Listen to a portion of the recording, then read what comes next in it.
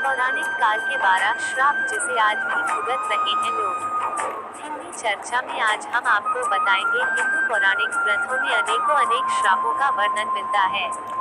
हर श्राप के पीछे कोई न कोई कहानी जरूर मिलती है। आज हम आपको हिंदू धर्म ग्रंथों में उल्लेखित 12 ऐसे ही प्रसिद्ध श्राप और उनके पीछे की कहानी बताएंगे। तो आइए जानते हैं उन 12 चर्चित श्राप और उनके पीछे के रहस्य के बारे में। 1. युधिष्ठिर का स्त्री जाति को श्राप। महाभारत के शांति पर्व के अनुसार युद्ध समाप्त होने के बाद जब कुंती ने युधिष्ठिर को बताया कि कर्ण तुम्हारा बड़ा भाई था तो पांडवों को बहुत दुख हुआ। तब युधिष्ठिर ने विधि विधान पूर्वक कर्ण का भी अंतिम संस्कार किया। माता कुंती ने जब पांडवों को कर्ण के जन्म का रहस्य बताया तो शोक में आकर युधिष्ठिर ने संपूर्ण स्त्री जाति को श्राप दिया कि आज से कोई भी स्त्री गुप्त बात छिपाकर नहीं रख सकेगी। 2. ऋषि किंदम का राजा पांडु को श्राप। महाभारत के अनुसार एक बार राजा पांडु शिकार खेलने वन में गए। उन्होंने वहां हिरण के जोड़े को मैथुन करते देखा और उन पर बाण चला दिया। वास्तव में वो हिरण व हिरणी ऋषि किंदम व उनकी पत्नी थी। तब ऋषि किंदम ने राजा पांडु को श्राप दिया कि जब भी आप किसी स्त्री से मिलन करेंगे उसी समय आपकी मृत्यु हो जाएगी। इसी श्राप के चलते जब राजा पांडु अपनी पत्नी माद्री के साथ मिलन कर रहे थे उसी समय उनकी मृत्यु हो गई। 3. मांडव्य ऋषि का यमराज को श्राप। महाभारत के अनुसार मांडव्य नाम के एक ऋषि थे। राजा ने भूलवश उन्हें चोरी का दोषी मानकर सूली पर चढ़ाने की सजा दी। सूली पर कुछ दिनों तक चढ़े रहने के बाद भी जब उनके प्राण नहीं निकले तो राजा को अपनी गलती का एहसास हुआ और उन्होंने ऋषि मांडव्य से क्षमा मांगकर उन्हें छोड़ दिया। तब ऋषि यमराज के पास पहुंचे और उनसे पूछा कि मैंने अपने जीवन में ऐसा कौन सा अपराध किया था कि मुझे इस प्रकार झूठे आरोप की सजा मिली। तब यमराज ने बताया कि जब आप 12 वर्ष के थे तब आपने एक फतिंगे की पूंछ में सीख चुभाई थी, उसी के फलस्वरूप आपको यह कष्ट सहना पड़ा। तब ऋषि मांडव्य ने यमराज से कहा कि 12 वर्ष की उम्र में किसी को भी धर्म अधर्म का ज्ञान नहीं होता। तुमने छोटे अपराध का बड़ा दंड दिया है, इसलिए मैं तुम्हें श्राप देता हूँ कि तुम्हें शूद्र योनि में एक दासी पुत्र के रूप में जन्म लेना पड़ेगा। ऋषि मांडव्य के इसी श्राप के कारण यमराज ने महात्मा विदुर के रूप में जन्म लिया। 4. नंदी का रावण को श्राप। वाल्मीकि रामायण के अनुसार एक बार रावण भगवान शंकर से मिलने कैलाश गया। वहां उसने नंदी जी को देखकर उनके स्वरूप की हंसी उड़ाई और उन्हें बंदर के समान मुख वाला कहा। तब नंदी जी ने रावण को श्राप दिया कि बंदरों के कारण ही तेरा सर्वनाश होगा। 5. कद्रू का अपने पुत्रों को श्राप। महाभारत के अनुसार ऋषि कश्यप की कद्रू व विंता नाम की 2 पत्नियां थीं। कद्रू सर्पों की माता थी व विंता गरुड़ की। एक बार कद्रू व विंता ने एक सफेद रंग का घोड़ा देखा और शर्त लगाई। विंता ने कहा कि ये घोड़ा पूरी तरह सफेद है और कद्रू ने कहा कि घोड़ा तो सफेद है लेकिन इसकी पूंछ काली है। कद्रू ने अपनी बात को सही साबित करने के लिए अपने सर्प पुत्रों से कहा कि तुम सभी सूक्ष्म रूप में जाकर घोड़े की पूंछ से चिपक जाओ जिससे उसकी पूंछ काली दिखाई दे और मैं शर्त जीत जाऊं। कुछ सर्पों ने कद्रू की बात नहीं मानी। तब कद्रू ने अपने उन पुत्रों को श्राप दिया कि तुम सभी जन्मेजय के सर्प यज्ञ में भस्म हो जाओगे। 6. उर्वशी का अर्जुन को श्राप। महाभारत के युद्ध से पहले जब अर्जुन दिव्यास्त्र प्राप्त करने स्वर्ग गए तो वहां उर्वशी नाम की अप्सरा उन पर मोहित हो गई।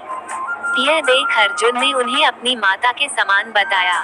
यह सुनकर क्रोधित उर्वशी ने अर्जुन को श्राप दिया कि तुम नपुंसक की भांति बात कर रहे हो, इसलिए तुम नपुंसक हो जाओगे, तुम्हें स्त्रियों में नर्तक बनकर रहना पड़ेगा। यह बात जब अर्जुन ने देवराज इंद्र को बताई तो उन्होंने कहा कि अज्ञातवास के दौरान यह श्राप तुम्हारी मदद करेगा और तुम्हें कोई पहचान नहीं पाएगा। 7. तुलसी का भगवान विष्णु को श्राप। शिव पुराण के अनुसार शंखचूड़ नाम का एक राक्षस था। उसकी पत्नी का नाम तुलसी था। तुलसी पतिव्रता थी जिसके कारण देवता भी शंखचूड़ का वध करने में असमर्थ थे। देवताओं के उद्धार के लिए भगवान विष्णु ने शंखचूड़ का रूप लेकर तुलसी का शील भंग कर दिया।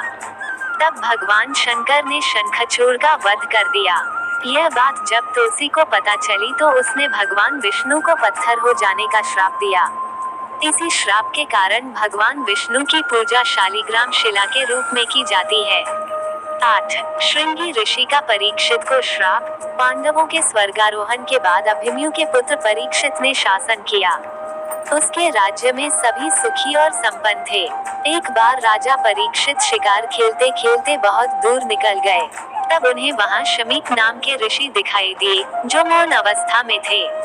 राजा परीक्षित ने उनसे बात करनी चाहिए, लेकिन ध्यान में होने के कारण ऋषि ने कोई जवाब नहीं दिया। ये देखकर परीक्षित बहुत क्रोधित हुए और उन्होंने एक मरा हुआ सांप उठाकर ऋषि के गले में डाल दिया। यह बात जब शमीक ऋषि के पुत्र श्रृंगी को पता चली तो उन्होंने श्राप दिया कि आज से 7 दिन बाद तक्षक नाग राजा परीक्षित को डंस लेगा, जिससे उनकी मृत्यु हो जाएगी।